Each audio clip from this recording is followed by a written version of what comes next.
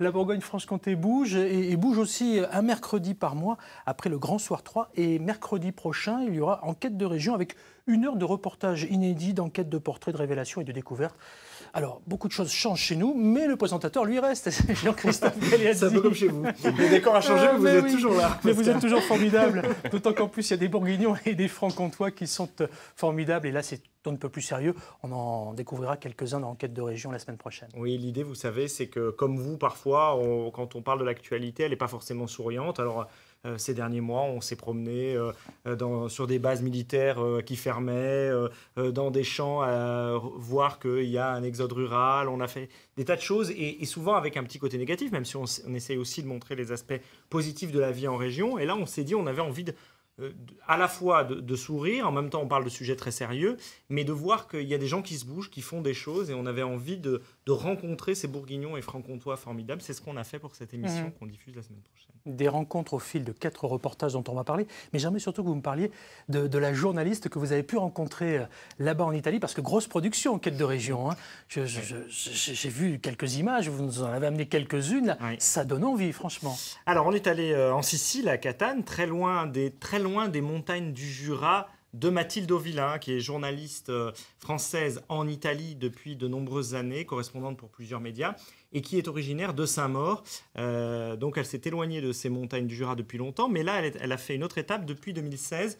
Elle a choisi de s'engager pour l'association SOS Méditerranée, qui gère notamment ce bateau qui s'appelle l'Aquarius et qui va au secours des migrants en Méditerranée, au large de la Sicile et même au large de la Libye, peut-on dire, jusqu'à 50 km des côtes libyennes, pour essayer d'aller au secours de ces embarcations de migrants dont on vous parle de temps en temps, d'aller au secours de ces embarcations qui risquent sinon de faire naufrage en Méditerranée. On va justement voir un petit extrait avec Mathilde Auvillain et Jean-Christophe Galeazzi.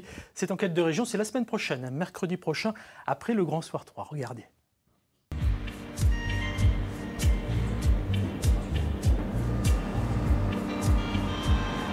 Bienvenue à terre. Bonjour Mathilde. On est loin des montagnes jurassiennes ici un peu. On est assez loin, mais comme vous voyez, il y a aussi une montagne derrière nous. Là. Vous avez fait une bonne traversée? On a rempli notre mission, en effet, parce que hier, on a débarqué 280 personnes qu'on a sauvées samedi. Au cours d'un sauvetage qui était vraiment critique, c'était assez compliqué et par chance, on a réussi à sauver tout le monde, à ramener tout le monde sain et sauf au port. Et puis après ce sauvetage, on a récupéré d'autres personnes qui avaient été sauvées par une autre ONG. Aussi un transfert de 62 personnes qui avaient été sauvées par un navire marchand au large des champs pétroliers, parce que donc au large de la Libye, il y a des champs pétroliers et il y a des bateaux marchands qui font des sauvetages depuis des années et des années. Jean-Christophe, est-ce que vous avez pu monter à bord de l'Aquarius, ce fameux bateau? On est monté à bord de l'Aquarius. Alors, il faut savoir que le jour de tournage, il ne devait pas être là. Je devais rejoindre effectivement Mathilde au port de Catane, mais l'Aquarius devait être en mer. Finalement, il est arrivé au moment où vous le voyez, c'est-à-dire le matin où on commençait à tourner, le bateau arrivait, et on a pu monter dedans. On a notamment pu voir la petite clinique qui est à l'intérieur, parce qu'il y a souvent des migrants qui sont en difficulté, des femmes enceintes qui accouchent, y compris à bord. Vous savez, c'est toute l'histoire de la fameuse chanson qui a été sélectionnée pour l'Eurovision et qui s'appelle Merci, du duo Madame Monsieur, dont une dijonnaise. Exactement. Et dont on parle avec Mathilde Auvillain, puisque une des missions de l'Aquarius, c'est évidemment de sauver les gens en Méditerranée, mais c'est aussi de faire savoir, elle travaille beaucoup à la communication, c'est de faire savoir quelle est la situation de ces personnes, qui sont ces gens, parce qu'eux, ils sont là pour sauver des vies, ils ne sont pas dans des considérations de politique politicienne sur les migrants et l'Europe, ils sont là pour dire il y a des gens qui peuvent mourir en mer et il faut les sauver.